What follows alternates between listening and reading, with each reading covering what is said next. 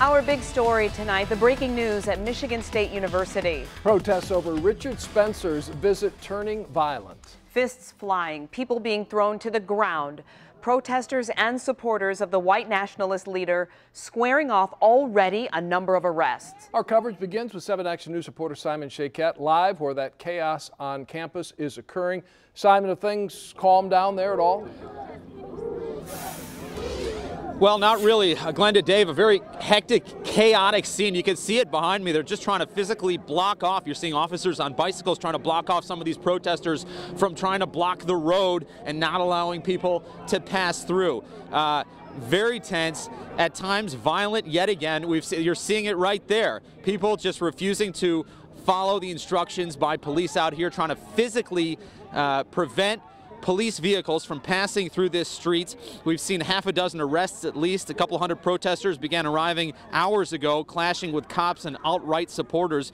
Punches were thrown, faces bloodied, and this is essentially a riot-like atmosphere. Police also have brought in a couple of armored vehicles. They've got a police helicopter overhead to get a bird's-eye view of what's going on. A number of roads are blocked off by state troopers. White nationalist Richard Spencer speaking inside the Agriculture Pavilion, bringing a message many believe to be full of bigoted rhetoric. Spencer, a leader of the alt-right movement in America, that is a hate group, and his supporters want a legal fight to be able to speak at MSU. For security purposes, the school only allowing the event during spring break, and Spencer's group had to pay a fee as well as get insurance just to be here. This is how a protester explained the violence that just broke out. Take a listen. The cops are protecting fascists and racists. They are not here to protect us. They are here to funnel the racists and Nazis into that arena over there. They are not here to protect us. We can show that right there. And we're going to pan over right over there again. You're seeing what's 5, 6, 7 officers and deputies making another arrest over there. The arrest probably closer to about 10 or 12 at this point. Now, Spencer's organizers would not allow us inside. They did not want to do interviews. And in the wake of violence erupting outside his event in Charlottesville, Virginia, months ago, police continuing to take every precaution out here. Just a ton of police activity, and it's been going this way for several hours now. Back to you. You know, Simon, this is just hard to see those pictures playing out. I mean, heartbreaking, really. This is my alma mater. It's yours, too. Just to see this happening on campus. Sad.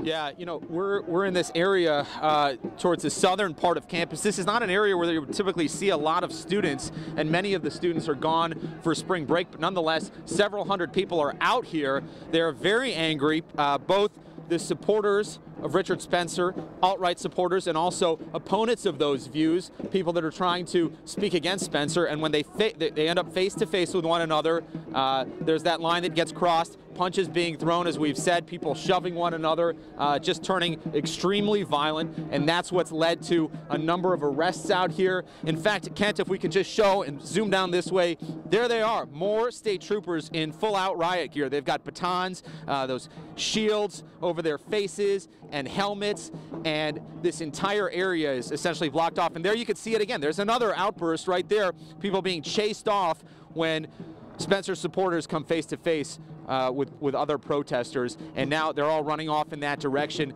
Part of this has been people that are protesting, trying to prevent those that want to get inside to hear Richard Spencer speak. So some of the chanting we've also heard from protesters basically right at the police saying that these are our streets and stop protecting Richard Spencer's followers. Back to you guys.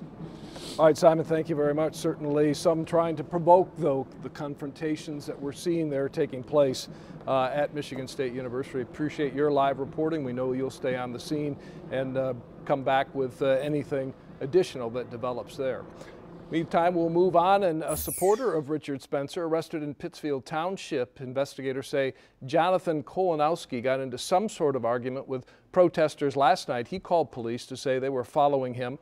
When officers arrived there, the protesters told them that Kolanowski pulled a gun on them. Police searched his car, found a gun inside.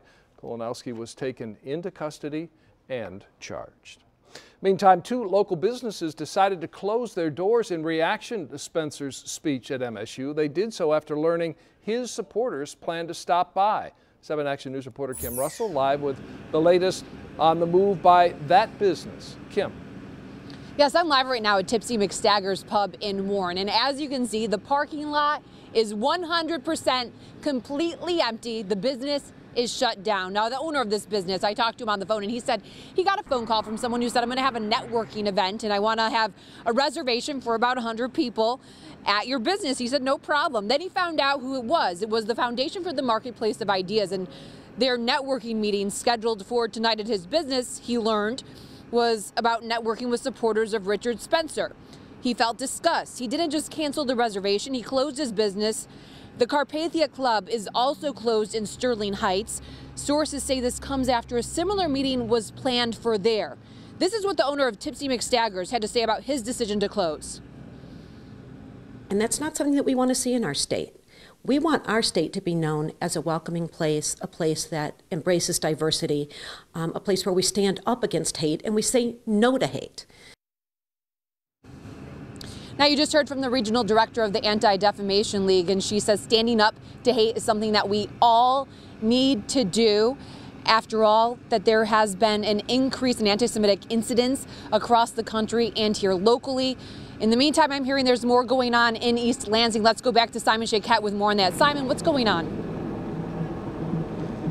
Yeah, Kim, we just saw about another 60 or so state troopers arrive on scene, again carrying batons with helmets and shields. You see them right over there. So obvious that they are calling for more and more backup out here. There's the Eaton County Sheriff's Office here. There's also Michigan State University campus police. They're doing everything that they can to keep this road open so that vehicles can pass through here, and I'm talking about law enforcement vehicles. Some folks that were trying to get inside to listen to the speech by Richard Spencer were basically barricaded off or blocked off by protesters of the alt-right movement. Very violent. We've seen somebody getting arrested just right in front of us, actually. A woman who was here for several hours, who was protesting, who was very vocal, and at some point it appears that she became physical as well, and the deputies right in front of us took her into custody. She's in that van right there. Probably about 10, 11, 12 arrests that we've personally witnessed, and we've also seen punches being thrown, the crowd just getting very out of hand, and it's not over. You can still see groups over there, people racing towards one another, clashing time and again, and these troopers, these deputies, just doing everything that they can to try to maintain order out here, but they've clearly got their hands full. There it is off to the right again. You can see more trouble. Kent, if we can walk down here, just on the other side of that Michigan State University police armored vehicle. Another outburst there.